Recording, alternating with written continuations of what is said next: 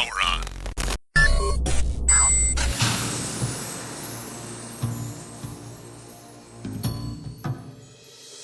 Dark podcasting. Anonymously creating, distributing, marketing, and funding your podcast. Privacy-centric and censorship-resistant. A Sovryn Tech First University special presentation. Woo! The best in professional podcasting is now between your ears, baby. And it is time to do something that, well, it was actually requested by a Sovryn Tech listener, a great listener, in the Telegram group. And when he said it, when he asked it, I just said, well, that's brilliant. Yes, of course, people need this kind of info. And I even looked around, did a little ducking, not Googling, ducking, did a little, I ducked it. I don't know, or duck it. I got to admit, I wish DuckDuckGo would use a different name, but you're going to be using DuckDuckGo in part of what we're talking about here. I assure you that. So get used to it. But I looked around a little bit and no one really had a setup for this. I mean, there's a way to compile this information, which in some way I've done, but these are things that I already knew, of course, because, well, I'm a cybersecurity specialist. So, it comes to the territory. And as a staunch privacy advocate, that's a big part of it as well. But we are going to talk about, and I'm going to give this we'll give it somewhat of not a subheader, but we'll give it a header that might make it part of a series, even though there aren't too many more directions I can think of where this would go. But, maybe there will be. Basically, I am going to tell you in this episode, this little special, okay, I am going to tell you how to anonymously make and publish a podcast, but then basically also how to continue to exist anonymously as a podcaster. I'll get into a little bit of blogging too, but that's a lot easier. And it's kind of part and parcel with podcasting, and you'll see why. As far as questions, well, how can I, be a vlogger, right? Somebody who does videos or whatever, how can I be anything like that? How can I, anonymously publish videos to YouTube and all this stuff? I think that kind of defeats the point. Let's open this up. Let me read the actual comment from the Telegram group. And if you want to join the Telegram group, feel free to, there's links in the show notes. Can't miss it. And all you have to do is have Telegram installed. You click the link and boom, you're in, regardless of what platform you're on. So here's the question or comment or suggestion that I got in the Sovryn Tech Polytechnic Telegram group. Dr. S, given all the content creators getting banned, how about a dark podcaster series or course telling folks how to create content without censorship in a privacy-centric way? ? And I said, yeah, as soon as I read that, I was just like, oh, that's a great idea. And I love it when you guys do this, when you guys, gals and Z's, when you all do this, when you share your thoughts, suggestions and so on with me. I mean, I really, I take those to heart. And some of the longest running, and I dare say best ideas in the shows in Sovryn Tech's history have come from listeners. I mean, even sometimes it's just little things, right? Like when I do, there's the climax, which that was my idea, which is the end of the show, right? Because, I like to get sexy. But then a listener, and actually the number one Sovryn Tech listener of all time, always missed, Chris, he said, well, why don't you call the opening, instead of it like just being the little stories, why don't you call it the foreplay? And I was like, oh, well, that's genius, right? I mean, so even small things like that. And frankly, in memory of Chris, I can never imagine taking that out of the show, but I digress. So I love getting these ideas from you. And I thought that this was such a brilliant thing and such an important thing to do because, it's true that, be it, pick your platform, Instagram, Facebook, Twitter. I mean, and on Instagram, it could be because somebody showed a nipple. On Twitter, who the hell knows why? It seems, again, Twitter is so contradictory, so full of shit, quite frankly. The fact that the president of the United States, really actually any politician, hasn't been banned makes no sense to me, because all of them are basically threatening violence just by the very nature of them being politicians. That's the nature of government, right? The monopoly use of force. Anyway, you're not here for that. But, you never know why you could end up getting taken down. Certainly something that could be helpful for you. Now, there's a lot of reasons why you might want to do things anonymously, but something that could be helpful for you is to not attach your identity, your, real world identity, or perhaps slave identity or something along those lines. People use a lot of really kitschy terms for that sort of thing, basically meaning your real name. There could be a lot of reasons why you don't want that to be, and maybe because you want to speak, some real truth to power. And I'm not talking any like racist horseshit. I'm just talking about, things that are, look, do you want to know what, say, makes a person a dangerous individual? What really makes them a dangerous individual is when they are anti-status quo. Okay. Like somebody being, I don't know. Usually in conventional terms, okay, under the general auspices of civilization, somebody, a killer is a dangerous person, or I don't know, whatever, some badass, in an octagon or something like that. Like they're a dangerous person, blah, blah, blah. And I understand where that sort of comes from, but really the person that is genuinely dangerous, that often brings down entire armies upon themselves or the entire propaganda machine of a government, historically, is the person that is against the status quo, is the person that does speak truth to power, is the person that removes the stratagem of power over, right? And so that makes you somebody that, we got to shut you down. We got to shut you down. There's easy stuff. People talk about, hate speech and whatever. And no, they take you down for that. And look, folks, I'll be the first person to say, like, if you have a YouTube channel and you get taken down for any reason, go ahead and ask for a refund. Ask for a refund from Google. Oh, what? You didn't pay anything for that? Oh, well then shut the fuck up. Like I have no sympathy, and this is a long held stance. I have no sympathy whatsoever for people who publish on these platforms completely for free. And it doesn't matter how much money, Google or YouTube makes off of you, or Alphabet, blah, blah, blah. You get taken down off there. That's what you get for not being what we're actually going to talk about here, censorship resistant. And okay, maybe, again, this episode isn't going to cover making videos and doing videos and posting videos online, because video doesn't even work well conventionally over the internet. And it doesn't, okay, in all kinds of ways. We don't even have to get to the economics of it, but even there, it's a fail. So one thing to understand first and foremost is that get over the idea of making videos like that's just not, it's not going to happen. Admittedly, most of the video content that I've even seen by, shall we say, people that speak truth to power, okay, is frankly annoying and pointless. I can barely think, unless it's something that's like intentionally designed to be somehow comedy, perhaps, but like, I think it's just stupid to make content where you're like mock interviewing. You're really interviewing them, but you're doing it in a mocking way to go mock interview politicians. They're politicians. We already know they're fucking idiots. Who doesn't believe that? I like that kind of stuff is just, or whatever, bum rushing politicians, or like making videos of you at the Bilderberg group or whatever.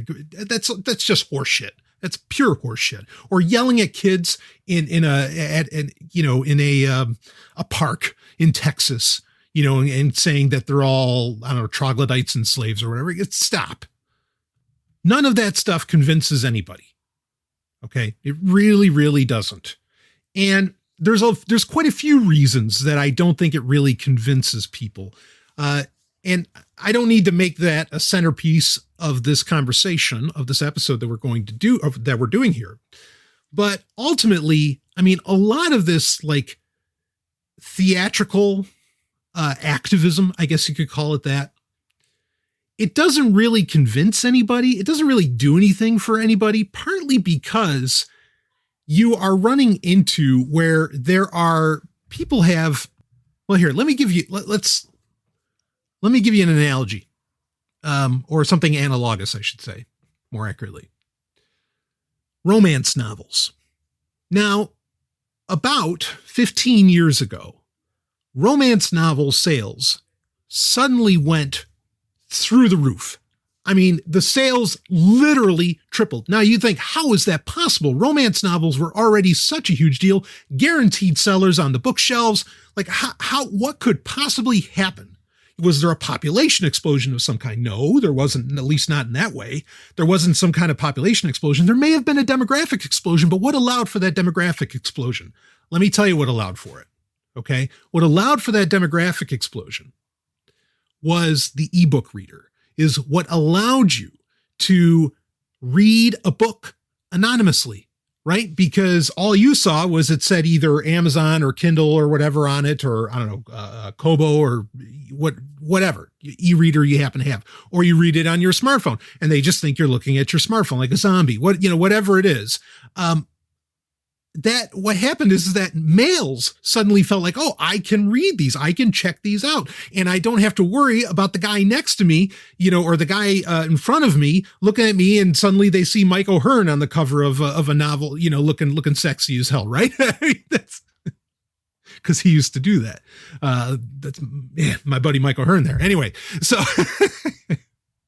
you see, you have to present information, and this is part of the power of podcasting, and arguably, I guess, blogging to some degree, with video and doing all this show bullshit, out in public and everything.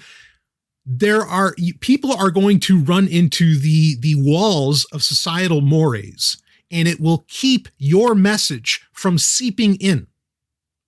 Okay. From getting to their more objective individual mind. They're still going to be confronted with groupthink because they're basically out in public. And this is something, before you say, oh, those cowards, no. This is something that happens very unconsciously. That's been ingrained in you, right? Permission culture. That's been ingrained in you since you were a baby. Good luck fighting that. That takes a lot of work. So the best thing that can happen, I mean, maybe, it's in your car. I mean, how many times have you caught somebody like acting like a fool, and I mean that in a nice way, acting like a fool, singing and whatever to, I don't know, a Rush song or something, on the radio, when they pull up next to you and then they realize, oh shit, they saw me, and they just stop, right? It's that same thing that happens. And this is the power of podcasting and of blogging to some degree, that video just doesn't allow for. And for that open activism, I don't think really allows for. Okay. The revolution that has to happen for people, okay, of speaking truth to power, of striking the root, getting to the core, it has to start in the mind. It has to start in the mind. It is not something that that is going to get visually thrusted on them or anything. That does not work. That does not work. So all this showbiz activism, give me a fucking break. All right. So I don't care about video. Video doesn't mean anything to me. I mean, I've made little videos, but they're very basic things, really just another way to transmit my audio content. It has nothing to, that's as far as I go with my podcast. It has nothing to do with somehow presenting something interesting in video. I mean, you can have fun in video, sure. But as far as, doing things that may threaten the status quo and get you banned, or get you censored, right? And get your channel taken down and other stuff, video is just not the place for that. In fact, there's a very old saying that videos for the dummies, audios for the intellectuals. I mean, that saying gets said a bunch of different ways, but that's the gist of it. And that's a long held, long known, essentially treated as fact in radio, and it has, spread into podcasting. And I think that a lot of people going on social media. I mean, have you ever had somebody like really say to you, boy, I just saw this fucking tweet and man, my mind is completely changed. No, that never happens. It's horseshit. Or I saw this picture on Instagram and now suddenly my life is completely altered. No, that doesn't happen. None of that stuff happens. All right. However, ask people, well, I heard this podcast or I heard this radio show or whatever. And actually, again, because there are those barriers, again, it gets right between the ears. There may have been a genuine mind shift, a genuine change in mindset. So it's a powerful medium, basically, to get to it. And it does allow for you to speak truth to power. And that means there's a good chance that you could effectively get shut down. So the advantages, what to do. The advantages here, fortunately, is that this actually isn't hard. Anonymously publishing a blog or anonymously publishing a podcast and getting it out there to anybody that wants it. No special tools required for the consumer. Okay. For the person that's going to take in your content, is actually, believe it or not, it's very easy, especially today, all while ultimately protecting your identity. Okay. Now, like I said, there's a lot of reasons that you might want to, get into this, that you may wish to, why you'd want to blog or podcast more anonymously. So you can do bad things or say bad things. I mean, what's bad, right? That's a very subjective term. Again, you are speaking out against the status quo. So you are considered a bad person. Anybody, in my opinion, that is trying to change or speak out against the status quo is a very dangerous individual. And I say that in a good way, in a very respectful way. But to everybody else, you're a bad man. I mean, if we measured like the threat level, the dangerousness of an individual, the level of danger of an individual, I might be the baddest man on the planet at that point. if it's measured by, how much do you speak out against the status quo, and, how does your expectations of what the human experience is like, compared to what it is now? Oh yeah, I am a bad man. So again, bad things, it's subjective. And you want to speak truth to power. So yeah, you may want to be anonymous for those reasons. You might be a whistleblower even. Another great reason to be anonymous. There are absolutely, I hate the word legitimate, but we'll use it. There are absolutely legitimate reasons for you to want to remain anonymous. And if you're a whistleblower, your life could get ruined if people find out who you are and what you're talking about. Maybe, and this is important to consider, maybe you don't have a whole lot to say. You just got a couple things that you want to get out there. There's no need to go through a massive, expensive process because look, like to do a podcast right, or even to do a blog right, that can be a very expensive proposition. I know, as a professional podcaster and as somebody who's also blogged over time, especially to get it to the point where perhaps, it turns some kind of profit. And we will talk about how to do all of this, and make money at the same time. That can be very expensive. So that's something to, but maybe you only have a little bit you want to say and you just want to have it out there for people to, to take in. And then you're done. It's a great reason to remain anonymous about it. That way, you're not, it doesn't stay attached to you, who you are, your real life persona. So that's important. Another thing, when people don't know who you are, and you're not worried about getting judged, you basically end up with a near limitless sense of creativity, I think, if you're a creative person. And, again, you get that judgment-free expression. You're not worried about your reputation. And at any point you can, when you're done with whatever you want to say on a certain topic, you can branch off into other ones. Also, and this is pretty key too. This is a reasoning for being anonymous in your content creation that, again, the censorship thing is the key here, but a thing that I don't think a lot of people really consider, you can, if you remove your identity what you look like, even like going that far, if you remove your identity from your content, the content stands on its own feet. And you have perhaps the opportunity to be taken more seriously, be considered an authority, because all people can gauge you on is the quality of your information, of what you're putting out there. And I think that that's a very powerful thing because, you could say something. I mean, you could just offhand say something that might come up from a position of, say, I don't know, maybe it sounds like you said something, that like John Calvin said, right? And now if people can like look into you, okay, and know who you are, they might look in your past and say, oh, well, he was Baptist. Maybe he's still Baptist now. I don't want to listen to him. He's Christian, blah, blah, whatever. But if you stay anonymous, they have to like to put together any kind of picture of what you think. All they can do is keep listening. They can't do, a bunch of Google searches or whatever and dig into who you are. So there's the opportunity to really build yourself as an authority much quicker, ironically, because you'd think it'd be the other way around, but you'd have the opportunity to build yourself up as an authority by being anonymous, because again, all people can gauge you by is the quality of your information and content. And you can make quality content and keep it anonymous, especially when the content is either text-based or audio, just audio, no video. Okay? So I'll admit, before we get into what, how to actually go about this, I'll admit there is a part of me, and I've been this way I've thought this way for a long time, almost as long as I've been doing podcasting.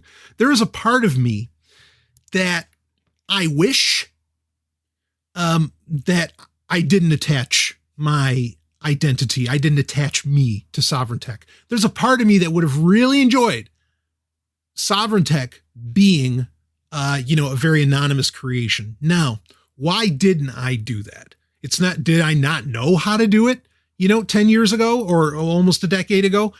No, I knew very well how to do it then. I shouldn't say very well. I mean, because that was pre-Snowden revelations. And certainly there are some things that are, known now that, or that I would know after 2013 that I would have loved to have known, pre-2013 if I wanted to actually be anonymous, that basically would have fucked my anonymity if I didn't know it. So there's that. Okay. Yes. But I wanted to, my purpose in getting into podcasting initially, all right, yes, I did a podcast because, I didn't feel like my ideas were represented, but a quick in to, admittedly, to a larger audience to get those opinions out there was to attach it with me also being a co-host on Sovryn Tech sponsor Free Talk Live. It's not a sponsor read. I'm just telling you. Because I did that for 2 years. Now the two cross-pollinated. There are a lot of people who actually came to Free Talk Live through Sovryn Tech and vice versa. Right.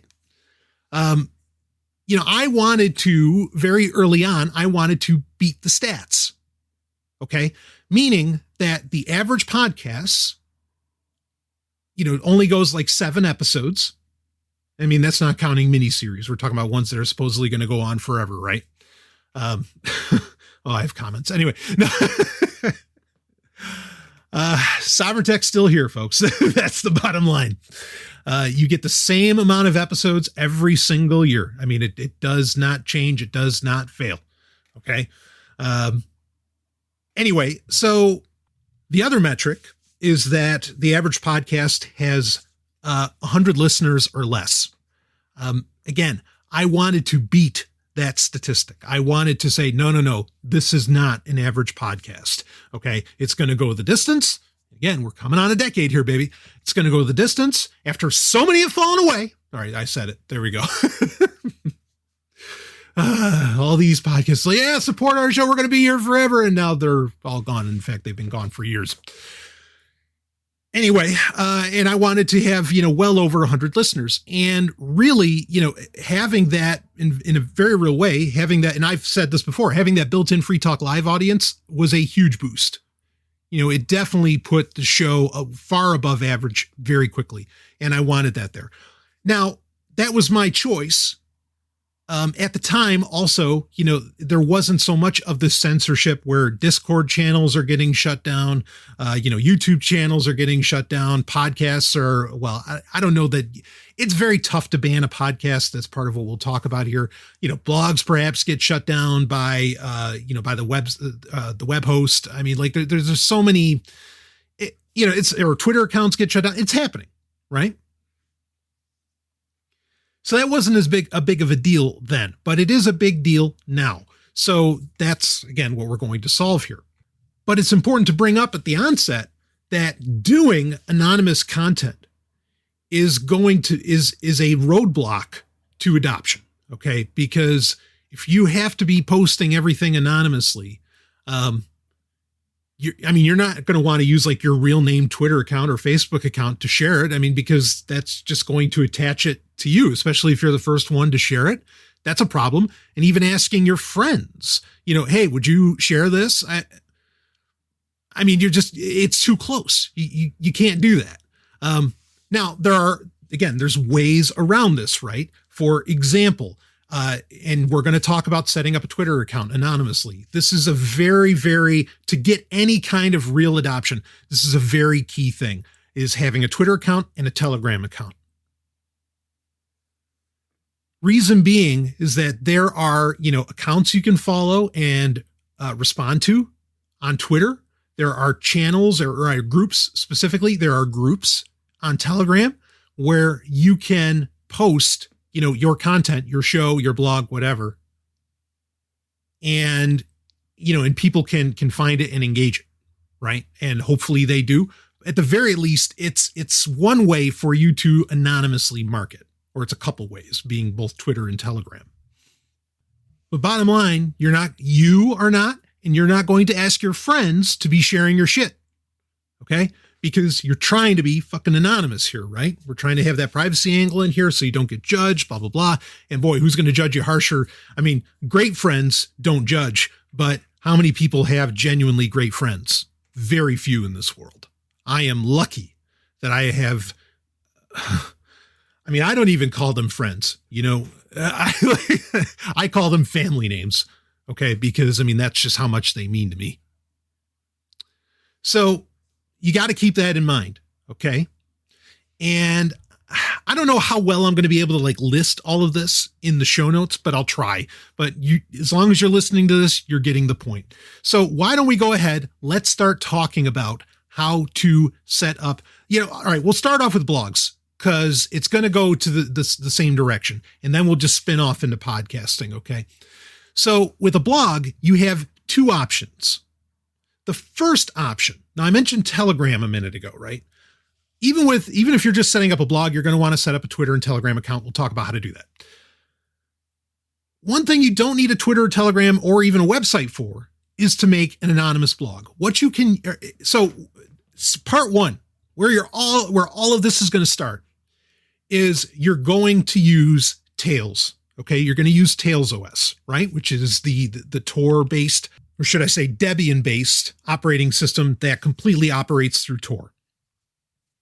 You're going to have, and if you want to have a separate little computer to make that happen, I've talked about this on Sovryn Tech before. I think the best little Tails computer on the planet, it's an ASUS. I know there's sometimes questions around ASUS's quality. Well, their little 11-inch computers always really do the job. Again, they can't do much, but what they do fairly well. And anyway, let's just talk about it. So the L203M, that is the little 11-inch model of a computer, little laptop that you're going to want to get. And you're going to want this because again, it boots and everything runs perfectly in Tails. Everything. Okay, so you're going to have your USB drive running Tails. You're going to pop that into that little computer and you're good. And, if you're ever worried about somebody finding it, well, the nice thing is that all this content that you're creating, minus what's actually online, but all of your project files, maybe saved files of your blogs that you write up and everything can all be on a little flash drive that is your entire operating system that includes persistent storage. So you're going to want to set up persistent storage in Tails so that you can have that. Again, I'm not going to give you a breakdown on how to use Tails here. That's not the point, but there are plenty of dynamite. This is a place where video has a place, and it probably would not get shut down either. But there are plenty of great videos and tutorials online on how to use Tails and how to make sure you're putting everything in the persistent folder and all of this, and that's all encrypted. I mean, it's the way to go. You're going to be doing this on Tails. You're going to be posting content online via Tor. That's how you're going to engage all of this. And again, if you have a completely separate computer, like the L203M, I absolutely recommend that from ASUS, using that. I mean, look, it's not a powerhouse at all. Okay. Not even remotely close. It has like 4 gig of RAM, but I mean, it's really low in RAM. Has an eMMC drive. You're not even going to bother with that because Tails runs completely off of a thumb drive, right? USB 3.0, you can do that. Now the L203M, one of the nice things is it does have USB-C, which sometimes, up until recently, that was hard to even find, on a real premium laptop. As to where the L203M, you can get this for under $200, because it's just the little 11-inch, it has the 720p screen, right? But that's enough to do what you need to do. And it has, well, again, it has a headphone jack port, and you can plug in a microphone and all that stuff. I'm not going to get into, that's the only hardware I'm really going to talk about. I am not going to get into, microphones to use. If you really, as far as recording goes, because again, you're going to do everything from typing the content to recording, the podcast, whatever, you're going to do it all on this laptop. All right. Now there's an Amazon Essentials microphone that, and even like a Yeti, like a Blue Yeti, most USB microphones will work just fine. And you're not going to get like a lot of the nice software features in Tails, but they will work very well with Tails. But something else that you could try to do is if you have, and I've done this with varying Behringer models that have a USB output on a mixer, a Behringer mixer, you can connect that mixer, and then you could hook up a Shure microphone. I mean, really, really high-end stuff. So, I mean, you could create really high-end content, and it would still operate perfectly through Tails. Okay, so you don't have to sacrifice quality. You don't have to use a cheap microphone. I mean, another option as far as microphones go, if you really want, or if there is some kind of issue with, it connecting to Tails, you could use like an H1N, or you can go up to like an H6, or an H4N. You can get into higher end. Those are Zoom models of microphones, not Zoom as in the web software, the web conferencing software. Zoom is in the they're kind of part of Samsung, but the long running audio engineering company. And you could just, use, because the L203M has a micro SD card slot. And so you could you could just pop an adapter on it, and you can put in the SD card and then work off of the file that way if you wanted to do that. Because perhaps, this is something to consider as well, where you're living. Now, especially when I'm podcasting, I have somewhat of and I'm not saying this is like a good thing or, I'm not being braggadocious. I have somewhat of a booming voice, particularly when I'm behind the microphone. And that, your neighbors can hear all that, right? So that's a concern that you're going to have. Something else to be concerned about. Do you want, a smartphone around or any other normal device when you're recording, to potentially be able to record what you're putting down? This is getting into the very paranoid aspects of this, but I'd be remiss if I didn't mention it. And what is a Sovryn Tech axiom, only the paranoid survive. So that makes a pretty good case for you may want to have a completely separate microphone than even what necessarily connects to, to the L203, okay, to your little Tails laptop. And when you have that, again, everything gets recorded on a micro SD card slot, and then you can pop it into that machine in a way, and you can do all the editing right there. So Tails has Audacity built into it. It also has LibreOffice built into it. So you have industry standard, top of the line software for both operations, meaning for blog posts, you have LibreOffice. For podcasting, you have Audacity. And if you're wondering, Audacity's open source, how good is that? I don't know. It's not Adobe Premiere or, well, when you Premiere, you know what I mean? It's not, I don't know. It's not a GarageBand. It's not this. No. You know how good this podcast has sounded over the years. Sometimes, I'm working remotely or whatever, or I'm using different microphones, but the bulk of Sovryn Tech's recording history with the high-end audio that I have constantly gotten compliments on, was all done in Audacity. I have never used any other software. Every audio trick that I pull, all of it is done in Audacity. Every stitch.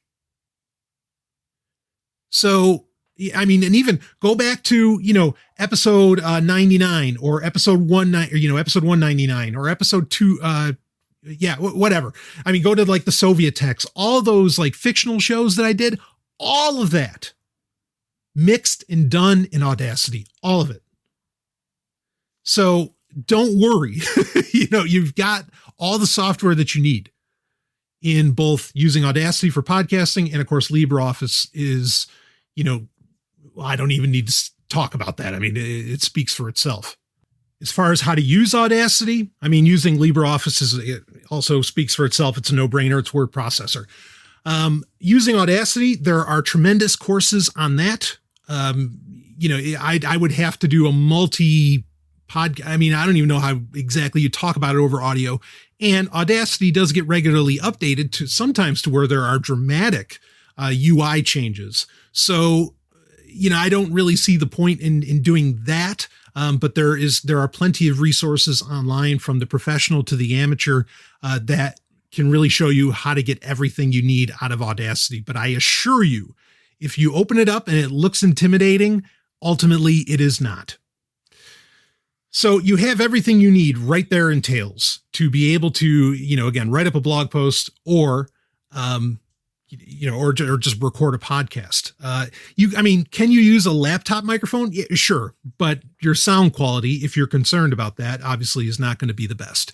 And again, you may want to go with, and I'll tell you, like the H1N, that's still a fairly expensive microphone.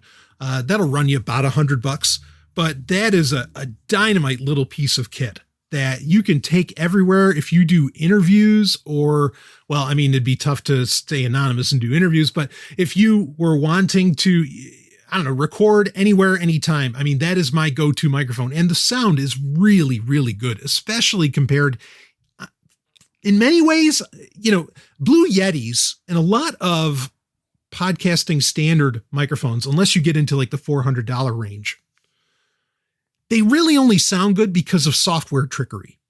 There's no software trickery with an H1, with an H1N. And I think it sounds better than most microphones that really have all that fancy, software trickery. You got to be a little bit better with your mic handling, right? Because it's not on some nice stand or whatever. And, you could very easily hear like moving sounds or your thumb tapping the microphone or something like that. But you really could get great quality audio. And then you can still do some, post effects and post processing in Audacity that's going to give you a much richer sound. But again, I'll leave all the Audacity tricks. That's for other courses that people have done a far better job than I ever could on showing you how to go about that. So, so you're using Tails. You've got your microphone. You've got your little laptop. Okay. All of these things, when you are using them, you are a different person. You understand? You have to have that mindset. All right. That and whatever it is, come up with a great anonymous name for yourself that you will reference yourself as, say, on your podcast or on your blog. Come up with a great anonymous name. Make it something that doesn't really attach to you. Okay. That's pretty key, right? Like, for example, I've often said, when I've talked at conferences and I've said to people, start using Tor, and when you go on Tor, pretend you're the Green Ranger. Now, would it make sense for me, Brian Sovryn, to call myself the Green Ranger on Tor? No, because I'm actually pretty well known to be a Power Rangers fan, so that wouldn't make any sense at all. I even recently, there's Power Rangers games and all this stuff. These are things that I've bought. And, like with a credit card attached to my name, why would I use a name for something that is so attached to so many different aspects of my data. So that's a really key thing to understand, is you want to set up the pseudonymous mindset for yourself, whether it's blogging or podcasting. And whenever you're engaging that equipment that you purchased and set up to do this anonymous content creation, you just start referencing yourself in your own head with that pseudonym. Okay. It's a nice mental trick to get into. And you'll find that when you really buy into the pseudonym and this anonymous creation of yours, that's another thing that's going to allow you to ultimately speak more freely, and maybe even get more creative, because, the more freedom of thought you have, the more creative you can be. So it's a very powerful thing. Okay. To have this anonymity / pseudonymity, and to run with it, and to just really, role play, baby, go ahead. That's a great thing to do. I use role playing. It's not gamification. I use role playing, and not LARPing. I don't know why people make fun of that so much online. Anyway, I use role playing in my own mind for a million things to get me into the proper mindset of what I'm doing. I do it when I go to the gym. I do it, there's plenty of places, where I like to do that. When I'm playing video games, like I totally get into, the character that I'm playing and what I'm doing. It's a great way to connect with whatever you happen to be doing. So that's something, to keep in mind there. And again, that's the part of the beauty of having a completely separate device. It's not just about the technical, right? The technical anonymity that comes along with Tor and other things. But the beauty of having completely separate equipment that only exists for this purpose of this, censorship resistant content creation. It's going to boost your game in that, 1,000-fold, just those things alone. So let's move on from that. And we need to keep going with the, keeping anonymous here. So the key thing to have now, Twitter and Telegram, having those accounts are important for getting the information out there. Okay. As in marketing it, more or less, even if you don't really want to market it, right? Because you're not into that. Just getting it known. Okay. That's all we mean when we say marketing, not like selling people something, but getting your content known and out there if you consider it that important to have it out there. That's where Twitter and Telegram come in. As far as hosting the content.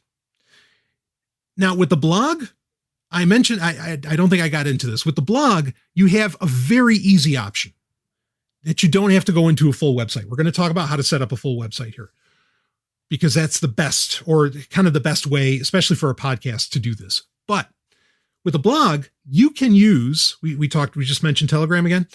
You can use what's called Telegraph. Link is in the show notes, and it's telegra.ph. Telegraph. It's run by Telegram. This is not encrypted on anybody's servers or anything like that, but that's not what it's meant for. It is meant to be an anonymous blog post platform. You go to Telegraph, it's going to generate automatically a unique URL for something you're going to type out, or you're just going to copy and paste into there, right from LibreOffice running on your Tails computer. And you can get to Telegraph through the Tor browser, no problem. Everything I'm going to describe is easily accessible through the Tor browser. Okay. And it's all SSL, protected. It's all HTTPS, right? That's important. Okay. Because, you visiting HTTP sites via Tor there are dangers inherent in doing that. So you don't really, you want to avoid that as much as possible. And the Tor browser runs like HTTPS everywhere to try and force you to constantly be using HTTPS, SSL certified sites. And you're going to make your own that as well, just for good measure, for protecting yourself as well as your listeners or, your prospective consumers. But you really want to, and a lot of people don't realize this when they're on Tor. Yeah, you want to stay away from HTTP websites. Okay. But everything I'm going to describe is going to be, that won't really be an issue. Telegraph is one of those things. And it's bare bones. Okay. But it is set up. Pavel Durov set it up to be an anonymous blogging platform, and it works very well for that. is there the chance that, all of the sites that all these unique URLs that Telegraph has generated could disappear and be deleted one day? Sure, that's entirely possible. But then you can save all of it in the, all of your posts, if you want to save them for posterity, in your persistent storage on, your Tails flash drive, your Tails operated flash drive. So you don't really have to lose anything. But you could ultimately lose something this way. Now, you could say, well, but what if years down the line, somebody puts it all together and then they delete it all? Well, the same is going to be true if you have your own website, right? You'll get shut down that way as well. So Telegraph for blogging, I think, is a great option. Not an option for podcasting, but for blogging, absolutely. Now, for blogging and podcasting, something you can set up is, of course, your own website to host it all. There are free options. I don't know that this would still work because basically you're going to set up a WordPress-based website. You're not going to go to WordPress.com. There was a time where you could go to WordPress.com, set up a blog on there, and you could install the plugin that's called Blueberry, and it's Blubrry. So it's not spelled just like the fruit, but Blueberry, and you can actually go to blueberry.com to check it out. Link is in the show notes as well for that. But you used to be able to just install that and you could basically host a podcast for free. They have changed their pricing structure and plans a few times over the years. So I'm not 100% certain that is going to still work, nor would I rely upon it. Okay. If you are building a, censorship resistance little media empire, I would not rely upon the free service of WordPress.com. Okay. As solid as a service as it is, I'm not insulting it in any way. I'm just saying that you wouldn't want to go that route. So what you're going to want to do is my favorite web host, which is Namecheap. You are going to go to Namecheap, and with Namecheap, you are going to put in a bunch of, bullshit information, a bunch of pseudonymous information. All right. And you're going to do this in Tails. You understand? And we could get into, do you want to go far away to set all of this stuff up? Maybe, like, you don't want to do it from your home network, even though you're going through Tails, maybe to be safe, especially during initial setup, you want to be, I don't know, if you live in Cleveland, you want to be in Chicago or something. That's certainly something to consider. Especially when we talk about setting up a Twitter account, that's something you're really going to want to do. But so maybe you'll do these things all at the same time. That's something to consider, but let's keep running with how to set it up on Namecheap. So Namecheap is going to give you some really, really solid options as far as setting up a very, like they even have the Easy SSL website, a service that you can set up, which is really inexpensive. It's like $4 a month. I mean, it costs practically nothing, but it gives you a very basic WordPress website that you can very easily put the plugin of Blueberry into, or it's EasyWP, not Easy SSL. EasyWP is what it's called. And you can set that right up there. And Blueberry, to understand what that is. Okay, so I'm going to kind of assume that you know what WordPress is, but you're going to set that up through Namecheap. Blueberry is a plugin for WordPress that allows you to host podcasts, and it will help you generate the RSS feed, which is the most important aspect of this. Okay. Now, the key here is that Namecheap, and the reason I'm recommending that, and they're not the only one, but I'm recommending them because I've used them and, their customer service is on point. At least they have been for me. They accept cryptocurrency. They accept Bitcoin.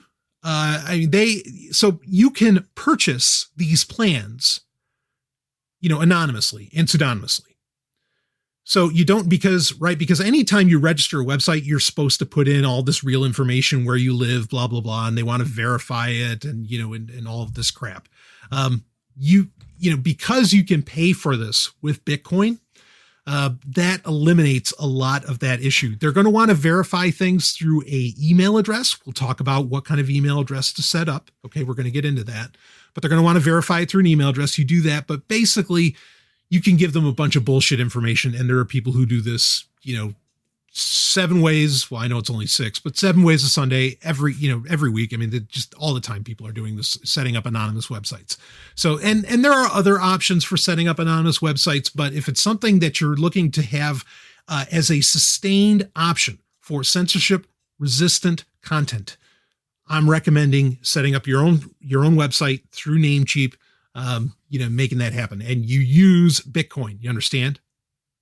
That's it. Like that's the end of the story. You use Bitcoin to do it, or you use cryptocurrency to do it. In any of this, that's also how you're going to get funded. All right. If you want to accept donations, it's going to be all through crypto. You can say that that's a pain in the ass, but you just deal with it. And I'm concentrating a lot on Bitcoin, partly because Tails has the Electrum wallet for Bitcoin built into it. You can add other wallets, but it's already there. You're not worrying about installing extra crap. And so you have, again, Tails has everything you need already installed. We are so fortunate to have this tremendous resource available to us. So you're going to have your Bitcoin address right there where you can do the purchasing. If you want to have, obviously you set up different addresses for donations. That's just a good idea, but you go right through Electrum wallet, and Electrum is as solid a wallet as exists in the world today for Bitcoin. Now, using Blueberry. Okay. Now you can use WordPress to very easily make your blog posts as well. And it's obviously very powerful for that. It's basically what it started out as. But using Blueberry, there are great tutorials out there for that, of varying degrees of, how technical and how deep they go into the features. I mean, it is a very, very feature rich plugin. I hate even just calling it a plugin because it's so much more. Now, an important thing to understand is that while, Blueberry is effectively free, granted, you're going to be paying for your website, right? There are some limitations on the speed, of podcast downloading and things like this. There's no real limitation on how many podcasts you can upload to, using Blueberry in conjunction with WordPress. But you are going to run into, certain speed issues depending on it. But it's really not an issue because, again, where a lot of people pay to podcast hosts, where they pay really premium or pay for really premium plans and prices, a lot of times they're doing that not because of audio content, but because of video content. Okay. And hosting videos. As far as like somehow doing, anonymous or, censorship resistant content creation of videos, there are podcast hosts out there that offer that sort of thing that, take you out from underneath YouTube. But it is not a cheap proposition. So anyway, we don't need to get into that here, but that's the bottom line is you're going to have a WordPress site, okay, that you're paying for with Bitcoin via Namecheap, and you're going to have the Blueberry plugin put in. Now, one of the beauties of the Blueberry plugin is that you ultimately keep control of your RSS feed. Now, your RSS feed is what gets plugged into, say iTunes, what gets plugged into, what people will use to find your podcast in their favorite podcast app. Blueberry allows you to effectively control and export your RSS feed. That is a powerful option just in case your website happens to get shut down. Okay. I think part of the reason that Google, there used to be very easy ways to make RSS feeds, and that would allow you to do, you can still do this where you can set up a completely independent server, okay, for an RSS feed. I'm not saying you need to do that. All right. That's an option, but you'd have to do it. You'd want to run it remotely. And, the challenges of making sure that's not attributed to you in any way is just that they'd be tremendous challenges. Okay. But one of the reasons I think, so Google ended up buying FeedBurner, which used to be the best way to make an independent, RSS feed that you controlled. And like you could host your podcast on SoundCloud, but then the RSS feed that you'd put out to everybody, you would run through FeedBurner because you could just switch up what feeds run through FeedBurner, right? And that way you had control of your own RSS feed. And if you ever had to change services, it would be very easy for you to just plug in the new feed into the feed that you made with FeedBurner. Google bought FeedBurner and then they shut it down. And part of the reason I think that they shut it down, just my opinion, is that it's very difficult to control RSS feeds. It's like email, where it's a federated technology that, not federated, and it's just very difficult to control. or to, for a centralized party of some kind to shut down and control. That's the beauty of RSS feeds. So the fact that you have your own and one that you can export and control and reuse through Blueberry is a very powerful tool that's really, really important to have. Now, when you're going through Namecheap and they are, and you're buying your plan, okay, if you're going with EasyWP, you don't really have this option, but if you're buying like a shared hosting plan, which is the most, just other than EasyWP, it's probably the least expensive option to go with, okay? If you go with the shared hosting plan, they're going to give you options. Do you want a US server or a UK server? Now, years ago, when I used to run websites off of Namecheap, like when ZombieOfflineGames.com, which was a major website of mine, major hub for everything that I did. When I was running that, I ran it off of a UK server. Here's the thing. Now, the reason I did that is because my argument was, well, if someone wants to come after my website, or, they would have a little bit of trouble having to, collect the data and get everything from the UK, because even though I'm US based, right? That was my thinking. Really, ever since the Cloud Act was signed into law, I think having servers outside of the US, other than like getting physical access to it, there's no advantage, or, not being able to get physical access to it right away. There's no real advantage anymore, because with the Cloud Act, basically the US can get data from anybody that agreed with the Cloud Act. And yes, you could set up a site somewhere where perhaps they don't agree with the Cloud Act, but you're not going to do that through Namecheap. And I don't know if you're going to be able to do that through any web host that would also accept crypto, which is pretty key here. Because again, you're trying to keep anonymous in setting this up. So you don't have to, and to have the UK server costs a few extra dollars. Again, I don't necessarily see the advantage to that anymore. There was a time where I did, but not really anymore. So you're going to set up that website. You're going to get your RSS feed. You're going to post all of your podcasts. Basically what will happen is, just like you would create a blog post with WordPress, instead you're going to create a podcast post using Blueberry through WordPress. And it's all right in the WordPress editor. It's very, very slick. And that will, and then you take that RSS feed, you can plug it into iTunes if you want. Remember, you're going to have to make an Apple account to do so. And that's up to some debate, what the value of that is, or, what you have to go through to create, an iTunes account, of course. And because, usually there's a credit card involved, but anyway, that can become an issue, but that really shouldn't be, that should not be a hurdle for you for a lot of reasons. Okay. Apple Podcasts is so overblown in its importance. Most longtime iOS users don't use Apple Podcasts anyway. They use Pocket Casts, or they use something else. So like having that available in iTunes, not the most important thing in the world. Okay. The only place that you're going to hurt is that it won't be in the Apple Podcasts app necessarily. So, don't sweat that. If you don't want to set it up in iTunes, that just makes all the sense in the world. Your RSS feed, again, people will be able to copy and paste it, put it into their podcast app of choice. And so it doesn't really matter. You don't have to have that distributed in any special way. Do you want it to show up in Spotify? Sure. That's easy enough. Do you want it to show up in Amazon Music that does podcasts now? That was more invite only. Like I had to get invited to, as far as I know, maybe they've opened it up more now, but for Amazon Music's launch day, they reached out to specific podcasts to be available. Sovryn Tech happened to be one of those.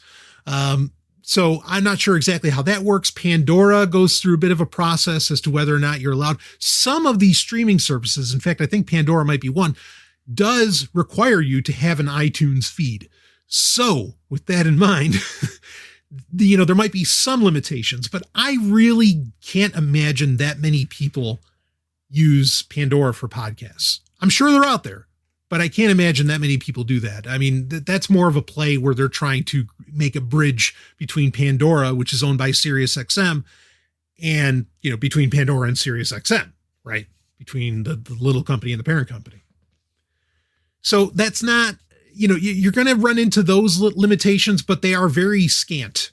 And I don't think it's going to be, a major issue. I mean, understand that even if you make the most amazing sounding podcast, and you are wildly entertaining and all this, if you are speaking truth to power, if you are speaking things that would potentially get you, taken down, censored, whatever, online, you're not going to get the hundreds of thousands of listeners or the millions of listeners. I mean, it's just not possible. Okay. I mean, like, look at The Rock, he's been boasting lately that he's like the most followed man in America, meaning that he has 200 million followers or however many followers on Instagram now, and like he has more follows on social media than any other American in the world. He has that because ultimately he says nothing, right? I mean, he says some like inspirational stuff. Yeah, work harder, blah, blah, and all this crap, right? But as far as like speaking truth to power, he does not. Fuck, he's out there, promoting Joe Biden. and I mean, and I'm glad he's not promoting Trump, but at the same time, like he's still promoting the political machine that causes so many of these problems in the first place. So, if you're really, really speaking, again, and I know I keep saying truth to power, but let's just call it, if you're really speaking that truth to power, sorry, like you're just not going to amass that kind of audience. So don't feel like you're leaving anybody in a lurch, right? The people you're going to want to speak to are going to know how to independently inject your content into their own, however they consume content. But then that raises the question of how do you get those people to know that you even exist? And I personally think the two primary ways to go about this is a Twitter account and a Telegram account. Now, setting up a Telegram account anonymously, not hard. It's going to require a shared tool with setting up a new Twitter account, which has become far more complex. But setting either of these up, again, not difficult at all. Well, all right, the Twitter thing might be a little more difficult, but Telegram, not really difficult. The only thing you really need to set up Telegram is a telephone number, okay? Now, you'll also need a telephone number to set up Twitter, and that's where Twitter has become more complex over the years. Twitter should not require a telephone account, but it will eventually require one. I mean, even if you could set one up without giving them your telephone number, in pretty short order, due to varying reasons, and it's 10 times worse during an election year. When isn't it an election year? But anyway, they will limit your account and basically force you to give them a telephone number. And they will verify that telephone number. And so now Telegram also requires a telephone number, but they only use a telephone number as a way for easy verification of, what parties are communicating. It has nothing to do. You don't have to have a telephone number to, necessarily to verify. I mean, you could use it for two-factor authentication. I don't recommend, and I know this is going to sound strange. All right. I do not recommend setting up. You should really only have to use a telephone number. Okay. For setting up Telegram and for setting up Twitter once. It's all you should have to use it for. And then you should be done. Okay. While in general on Sovryn Tech, I recommend setting up two-factor authentication. Of course, I think SMS two-factor authentication is next to worthless.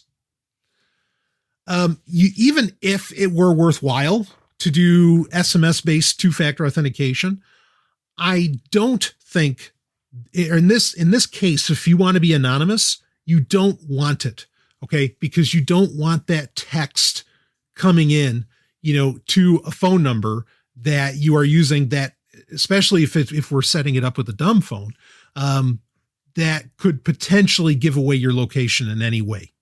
So with the Telegram account, again, all you need is that phone number. It's going to verify once. Now here's the rub. There's two ways you can get a telephone number. And as it stands, really, there's ultimately only two. Okay. There are lots of apps out there that you can put on a smartphone. And if you can put it on a smartphone, there are ways to more anonymize, who that phone number is attached to. Ultimately, I don't think that that's the way to go, but there is a certain authentication system that, I mean, everybody from PayPal to Twitter to go down the list of just about anybody that uses SMS to somehow verify, like they'll just send you that one code, not even using it as 2FA, just verifying that it's your phone number. There's an automated system that they use. And if you are using, like, say, Skype, or even I've used my sudo for this, I've tried it and it doesn't work in my sudo either. It does not accept phone numbers, or it does not accept text messages from this authentication system. Okay. So you can't use those. The options you've got, you can use Hushed, which is an app. It's called Hushed. You can use that. That works on Android or iOS. But again, you are attached to either that account, that Apple account, or you are attached to that Google account. You could set up a bogus one, but you're going to have to pay for the Hushed account with something that works with the Google Play Store. So I don't even really consider that an option. Bottom line, you really only have one option. Okay.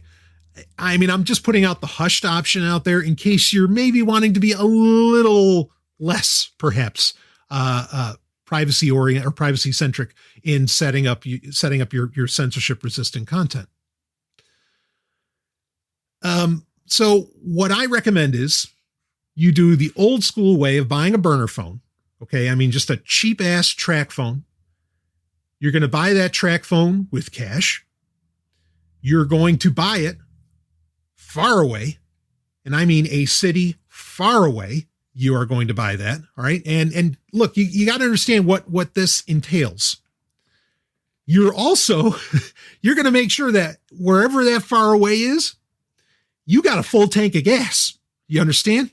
Because if you're going to this far away place and you're going to set this up and you've got a trail of you buying donuts and water and everything else with your debit card or something on the way there, you're screwed. Right? Now, I mean, yes, you could get gas with cash. And so, go ahead and use cash, I suppose, in that sense. But you've got to, I mean, you might even want to go so far as to leave your fucking debit card at home so that you don't even accidentally use it when you're setting this up. So you're going to buy that burner phone. Now, most of the services that you can go through, like TrackPhone or whatever, the least amount of information that you can get away with giving them, you can give them all kinds of bogus information, whatever. Okay. They're going to require a zip code. Obviously, you don't have to give your real zip code, but I think at least last time I did this, that was the minimum amount of info. They may ask you for things like social security number, a whole bunch of other horseshit. You just say, no, I'm not giving you that, but you stand firm and you keep going through the setup process. Okay. And oftentimes a lot of these are automated and you can get past it anyway by just, constantly hitting star or 0 or whatever the menu asks you for. And they'll have the one bit of information you have to put in. But again, you just bullshit it. You can put in the zip code for where you are. That just makes, for where you are buying the burner phone. That just makes sense. Now, hopefully you've got your L203M laptop, right? Running Tails. Okay. So you're setting up your Twitter account while you are in this far away place where you bought the burner phone. You are setting up the Telegram account while you are at this far away place. Anything that extraneous that is going to require this phone number, I recommend that you do it all right there, because you are not going to add any more minutes to this phone number. Okay. You're not going to mess with this phone number really anymore. If you do, it's going to be constant. You're going to be buying minutes for it in the same way that you bought the burner phone, and you're going to do so, from the distance. I mean, there are options where you can buy minutes for some of these things, actually via Tor, using cryptocurrency and so on. And so there are options there if you want to do that. But I would recommend not using that phone when you are at home at all. Always use it when you are somewhere else, that burner phone. Okay. Even if you keep the phone number. So you got to keep that in mind. Okay. because you're not going to run a VPN on the burner phone. The burner phone's not going to, it's a dumb phone. It's not a smartphone. It's not going to connect to, it's not going to connect to a VPN in any way. It's not going to, connect through Tor or any of that horse shit. It's just, none of that is going to happen. All right.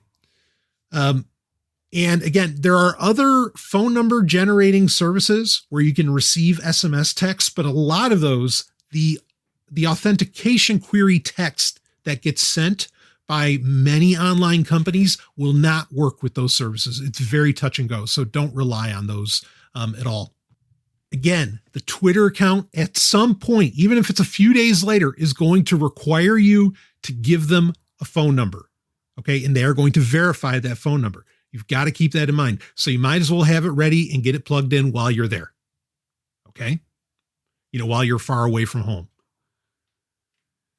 Now, as far as like posting this content online, can you do that from home? I mean, yeah, you can if you want on your Tails computer.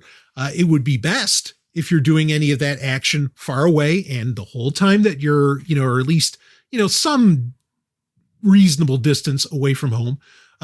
Everything you're doing, if you're going to a McDonald's, perhaps to post it from their Wi-Fi, you're going to buy everything in the McDonald's with cash. Okay. You're going to get used to using cash. This is to keep anonymous when you're doing this. All right. If, when you're posting this content, if you want to go that distance, and I don't blame you if you do. Now, once you have this Telegram account, once you have this Twitter account, both of those you are going to access and only access through the Tor browser on Tails OS on your Tails, running laptop. Okay. You're going to use Telegram through the web client. Remember, you don't want to set up 2FA on any of these things, unless, again, you're going through the process of anonymously from a distance, adding minutes to this dumb phone, to this burner phone of yours. All right. To where you can constantly get the login info. But again, two-factor authentication. I mean, look, if nobody knows it's like really there's not much to worry about anyway. And even then, if Twitter really wants to still take down your account for whatever reason, and there might be a time where they do feel it. I mean, maybe you do reach that level of popularity, even though you're being anonymous.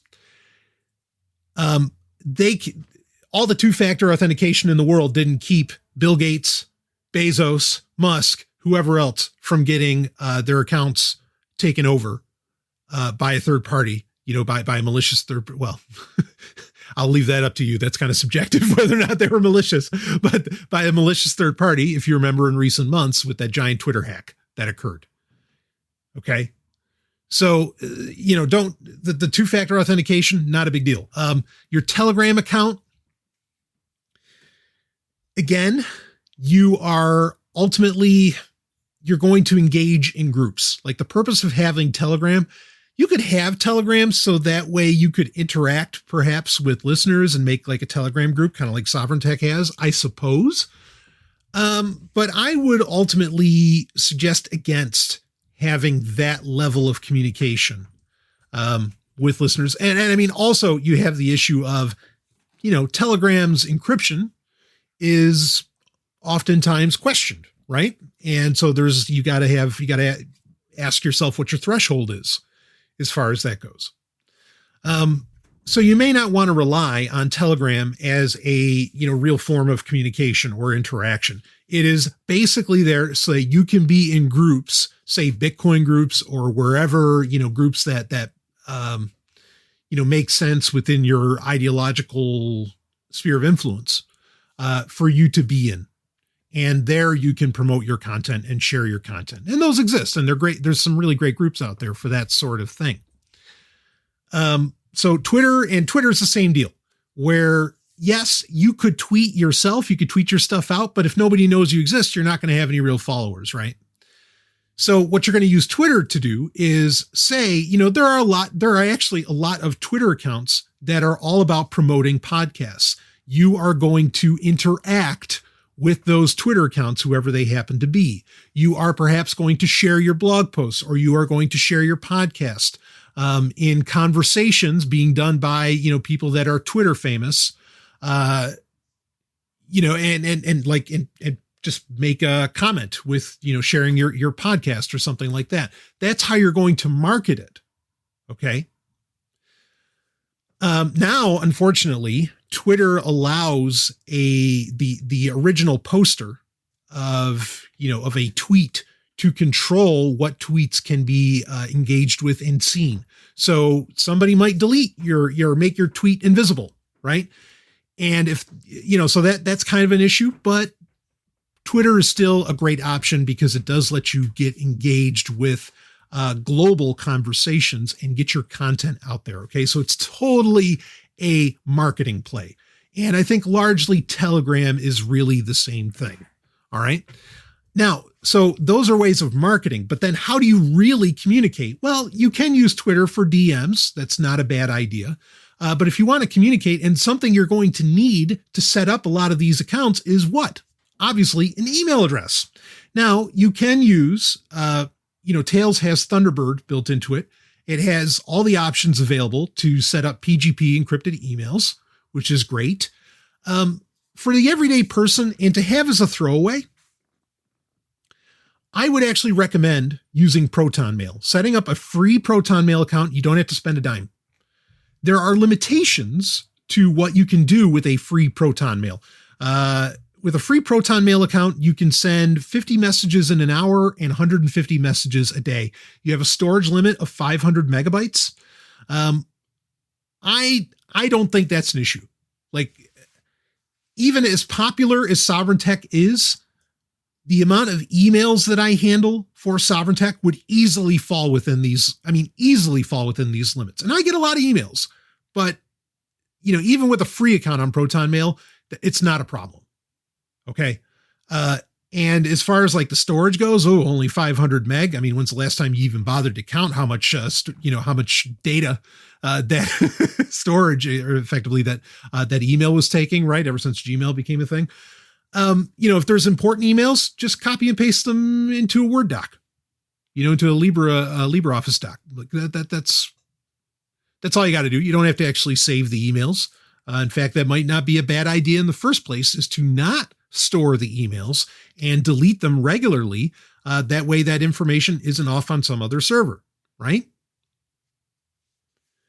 So setting up a Proton Mail has a onion address. It has a Tor address that you can access it through. So that's why I really feel like that's about the best route to go, to have some form of communication where people can email you, but it's also all being routed through Tor. And also it's something that you have that, say, if something did happen to your flash drive that's running Tor and has so much of your stuff stored on it. Obviously you may want to make backups, okay, of your docs, right?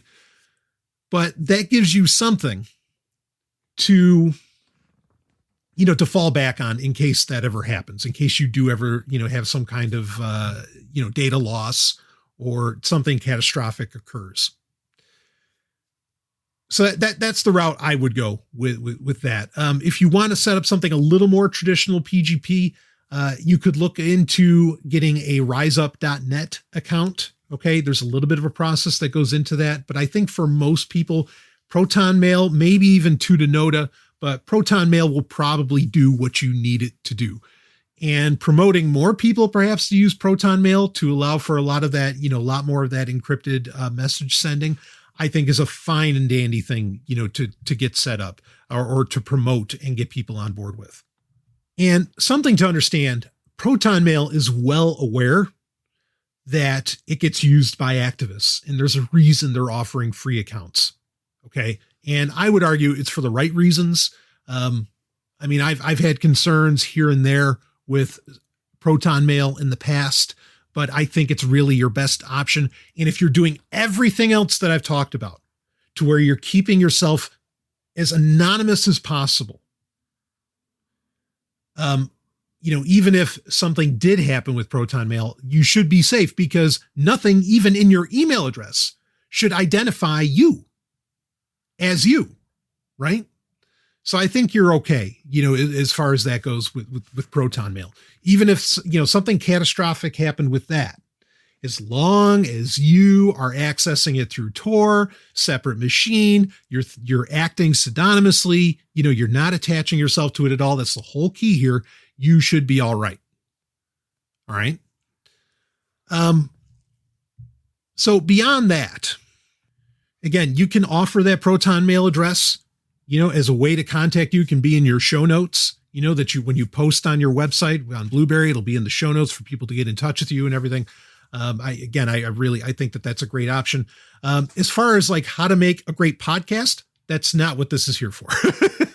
I have if you go in the Sovryn Tech feed, I have done entire shows on how to make a podcast, and tips and tricks and a lot of that other stuff. So that's out there to find. Of course, there's also a lot of other content out there, on how to make a great podcast, how to make it engaging, and all of this. If you want to hide your voice, there are very, very, very easy ways to do that, within Audacity itself. If you are in any way concerned about that, if you are actually wanting to hide your voice, and there's actually an advantage. So there's some people, in fact, frankly, I think this is the only reason that everybody doesn't use, or not everybody uses Audacity. If you're on Mac, I understand why people use GarageBand. It's great software. I'm not knocking it. I've always said that. But why everybody, why they might use something from Adobe or whatever. I think one of the big reasons, and there's other software out there as well. I think one of the big reasons that there are people who don't use Audacity is because Audacity is what they call destructive, meaning that, once you have saved something that you've recorded in Audacity, you've saved it after you've done all the post-processing, right? You've, added in, garbles, you made something a little more bass, a little more treble, whatever, all these different things that you've done. As soon as you've clicked save and the cache is closed on that sound file that you're recording, you can't go back. Okay. It's destructive, right? Like you as soon as the cache is emptied, you're done. It like any change, anything that you originally recorded that you had changed or whatever, you just are not going to get it back. There are a lot of podcasters and audio engineers who hate that about Audacity. In this case, I think it's an advantage because it makes it that much more difficult for what you recorded and exported out of Audacity, the output, whatever type of file that you make it as, MP3 or whatever, the export, would be very, very tough to try and analyze to get to, like, say, the true sound of your voice. I mean, ultimately, if you're doing that sort of thing, you actually want to use some kind of solution, some kind of voice solution that isn't in the software, that's done, more with your voice before it gets to the software level. So, but keep, that's something to keep in mind. But I mean, you're really going, a really big distance with that, if you're thinking in that direction. But again, if you don't want people to recognize your voice, and recognize who you are, if your voice is something that is, your voice can be a fingerprint to who you are. So you're going to want to make changes. If you can make them outside of the software, great. If not, you can make them in the software, and there's some advantage with Audacity being a destructive, or, with AUPs, basically the way Audacity saves your files, with that being an ultimately destructive process, that's, in this case, that's actually a very good thing. Real quick, I will say this with Audacity when exporting. It's okay to go with a somewhat lower bit rate. Like, for example, with MP3, you can go down to a 96K bit rate. Also, the somewhat lower quality of the sound. Look, the quality of people being able to understand you happens in the microphone. It's not so much an issue of what is the fidelity of the audio file exported. Okay. I used to record at like a 128, or no, it was like a 192 variable bit rate. And eventually variable bit rate was becoming an issue with certain podcast apps. So I switched to constant bit rate, CBR instead of VBR, constant bit rate and I set it to 96K, nobody noticed the difference. Because again, the equipment that I use is of a caliber that the clarity of the sound and everything, still comes out just fine.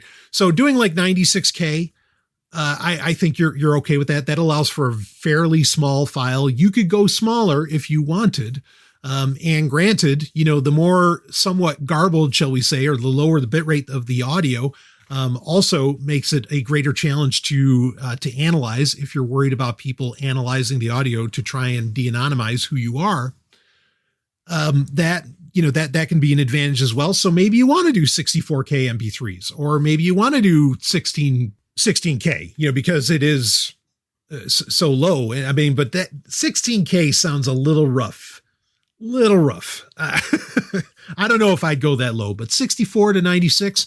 Yeah, I think that's all right. So anyway, I think that covers. If you have questions, I'm happy to do a follow-up Q&A around this. Okay. And the email address, questions@sovryntech.com, if you want to ask me how to go about it. All right. And, I can go into deeper levels as far as, any specifics that you want to know, or if there's like a particular challenge you feel like you have, we can get into that. Like any security information, tomorrow, all of this could be meaningless and nonsense. But a lot of these tips and tricks have been used for decades, and we know fairly effectively. So I think you can feel pretty confident in it. Okay. Always remember that if you are, say, particularly the target, it's one thing to be a target of, the mob on Twitter who are, cancel him, or whatever. That might not be the biggest concern, right? It's one thing to be worried about that. If you're worried about, like, say, the NSA or the government or whatever, when the NSA wants to find somebody, they find them. That's, when you are targeted by a nation state and all of those nation state resources, I don't even want to say good luck. Like, and I've told you that for a very long time, but this certainly goes a long way to keeping attention from getting drawn on you. And at just about every other level, it puts you in pretty good shape. It puts you in a position where you are censorship resistant, where Google's not going to realize who you are, where Twitter's not going to know who you are, where whoever ends up, wanting to shut it down are not going to know who you are. And, it might thwart some people at what we call level 3. It might actually work on that, but I'm not going to make any guarantees as far as that goes. But this is what you can do. This is something that experts have done. I know they have done. Notice, I want to make this really clear. Notice a smartphone did not come up in this conversation at all, other than to stay away from them. And that's it. There is no place for a smartphone in anonymous distribution and communications. There is no place for a smartphone in anonymous, anything with a SIM card. Okay. We could talk about dark Android tablets and other stuff. That's a different situation. But there's no place for something with a SIM card, with a microphone ready to listen to you at any given moment, with an OS that is not 100% open source, and that includes Android. Okay, that's not 100% open source. The Google Play Store is a fucking rootkit, right? You got to understand, a smartphone has no place in this strategy. None. Get it out of your head. Okay. The L203M from Asus, that laptop, is, so tiny. It's a little 11-inch jobber, basically a netbook. That's about as small. There's tablets, there's iPads bigger than this thing. It's small enough. If you can't do it with that, don't do it. All right. And you don't have to get the 203, but you get the gist of the kind of computer that you're going to want to use for this. All right. So that's really it. How to make do some dark content.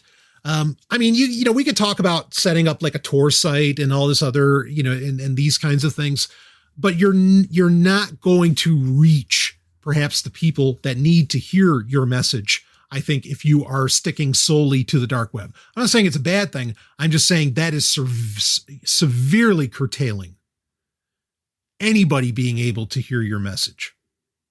Okay. And the goal you want is for listeners to ultimately want to share your content. And, and this is something that you've got to grasp. Okay. And I deal with this all the time because Sovryn Tech is so, it's not unfair to call me anti-social media, right?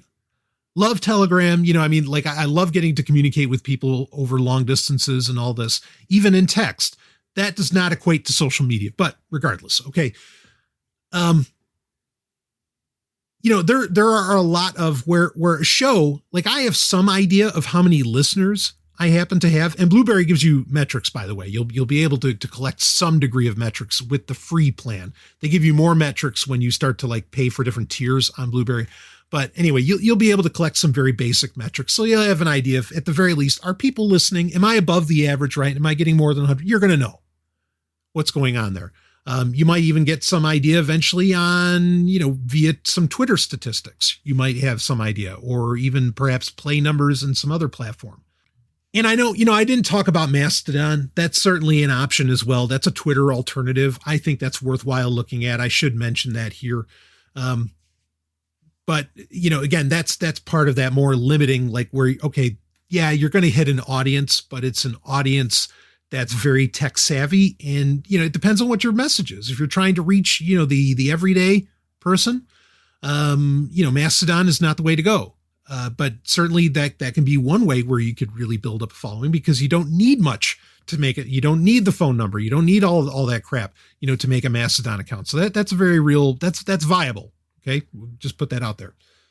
But because my show is so against the status quo, ironically, even though my show by the numbers is bigger than so many podcasts, and I'm not saying that to boast, I'm just saying, if you looked for a lot of online metrics, like if you go to look to, let's go look at iTunes, right? Let's go look at iTunes and see, what does his reviews look like and all this.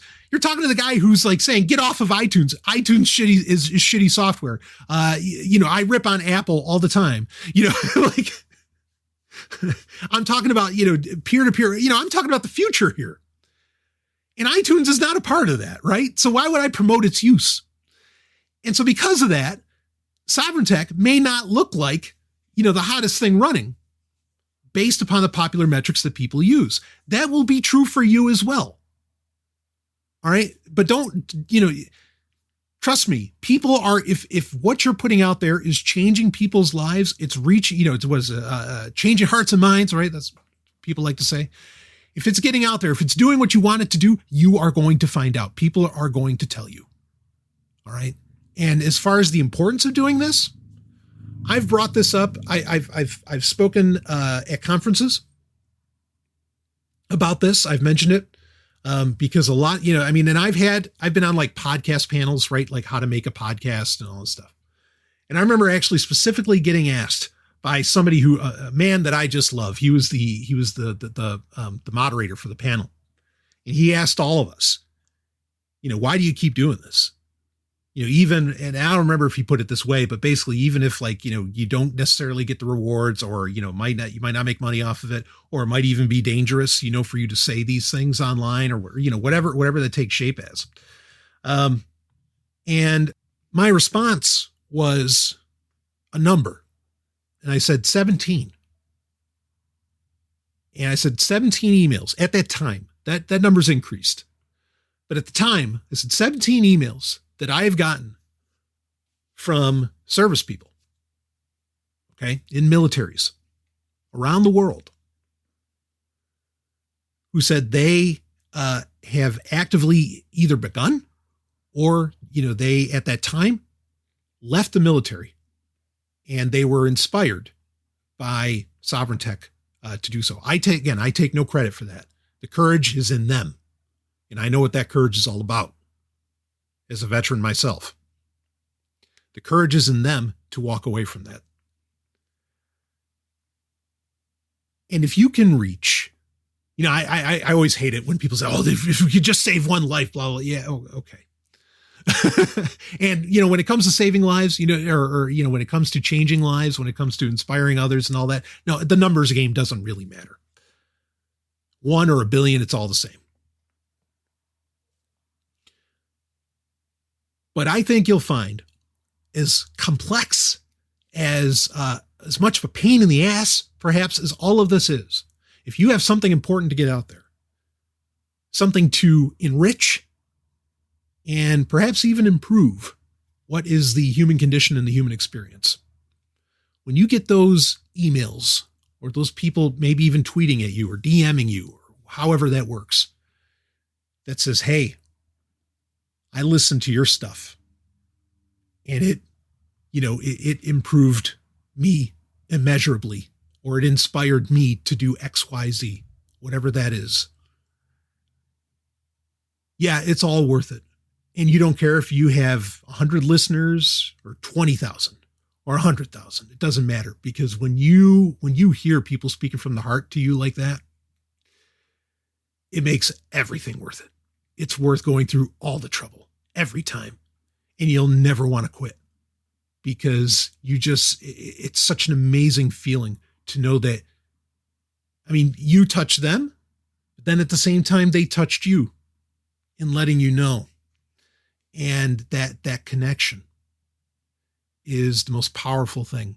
And as we are a social species, in many ways, it's much of what life's about. So again, I know all of this sounds like, wow, this is really extreme. But if you have an extreme message, and I don't mean extremist as in violent, I mean extreme as in anti-status quo, really improving people's lives, really getting some truth out there and so on. I assure you it's worth it. It's worth going through this trouble. It's worth going through this process, as inconvenient as you may find it. So that's the way to, and again, because, yes, it's true. The truth is getting shut down. There's a reason I don't concentrate on Patreon anymore, because they couldn't even handle people pouring maple syrup on themselves while they're wearing a full bathing suit. Patreon could not handle that. And I talked about that. That was the straw that broke the camel's back. And and look, as I've said many times, I was doing really, really well on Patreon. And I just walked away, because it was just the way that they were treating content creators on there. And I'm not even getting into conservatives, none of that crap, nothing like that. Just, people who I don't think were saying anything spicy at all, or any, they didn't have any crazy hot takes. It blew my mind. So people are getting shut down. And again, like with YouTube, look, like with Patreon does make money off of the content that you put out there. All right. Like if they want to shut you down, in some ways they do owe you. I do have a problem with that. With YouTube, no, not really. With you, just don't bank on that. Bank on what I've talked with you in this episode. But speaking of bank, you're not going to attach a bank account to this, right? And I don't think I got into this. I think I touched on it briefly. Yes, have that Bitcoin address at the ready. Okay. And let people, if people want to support you, if they're not you're the only way that can be done anonymously really is through the use of cryptocurrency. Inspire people to use cryptocurrency by, if they want to show you appreciation, they are going to have to go that route. And I think that that's only a good thing. Get them into using encryption to communicate with you. Get them into using, cryptocurrencies to help fund and support and show appreciation for your work. Inspire people in those ways as well, just like we were talking about. Okay. If you want to go this route, if you have different thresholds on how all of this is going to take shape, what those are, right? If you just have to have it on YouTube, there are minor tweaks that you can do to everything I said to where you can get on YouTube, but don't pretend you're going to have any real anonymity, by being on YouTube. And all it takes is for you to piss off, the one wrong person. And we're not even talking about governments. The one wrong person, And it's just going, they're going to dox you in no time, and you want to be resistant to that. Okay. And so there are platforms you want to avoid in doing so, but stick with what was laid out here. And again, I think you're going to do all right in having real censorship resistant content distribution and creation. And there are opportunities to connect with people through this as well. But again, always think with that pseudonymous character that you've created in mind when doing so. So, all right, that's it. I've been talking way too long about this, but I think that it was important to get a lot of this out there, to talk about the mindset, talk about the technologies to use, talk about the unconscious things that you might not even consider, when you are trying to set up a lot of these platforms anonymously. But there they are. As far as like how to get cryptocurrencies, that's another thing, folks, like, Bitcoin to buy your website and all that. There are much better resources out there than what I could lay out for you. So check those out. Go ahead and rock that.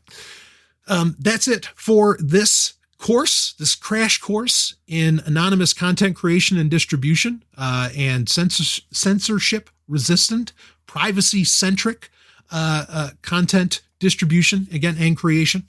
I really appreciate the listener sharing this idea with me because, this speaks to kind of this whole anonymity thing, or even like speaking out against technologies that I think are ultimately a net negative against people. I don't always know what you want as Sovryn Tech listeners, right? I don't know what you're always interested in hearing. And so when you tell me, things like this come into fruition. How about it? And of course, there's plenty of ways to reach out to the show because Sovryn Tech isn't exactly anonymous. I mean, I'm to the point that, that wouldn't exactly be viable. That doesn't mean that I go and jump onto, like, I'm not on Facebook. I'm not on, this platform or that. I stick to my principles. Okay. But, regardless, I hope someone out there, and, if you want anonymously, behind your pseudonym, mention that maybe you were inspired or you figured out how to do this via Sovryn Tech. I would love to hear that at some point in the future. You don't have to do that if you don't want to out yourself as a Sovryn Tech listener, but there's a lot of you. there are the thousands and thousands of you. So, it's somewhat of a larger pool that you can find yourself within. And as Sovryn Tech's available on so many platforms, like radio platforms, even pirate radio, online networks, that, I can't even really keep track of how many. Sovryn Tech might have a lot more listeners than I know of who are taking advantage of a lot of these online networks and that take advantage of the radio stations that I appear on, not just pirate radio stations either. So even as a Sovryn Tech listener, you can be fairly anonymous in that, I think. And that's the whole other side to consider too. How can you help your listeners stay anonymous? Well, setting yourself up in the first place, that's on the right track. Anyway, that's it for this crash course. Again, on some dark podcasting and maybe a little bit of dark blogging as well. Hope you enjoyed it. Feel free again to send any questions. Feel free to get in touch with me via any of the channels available, of course, in the Telegram group, Twitter, and email. And I will see all of you on the other side.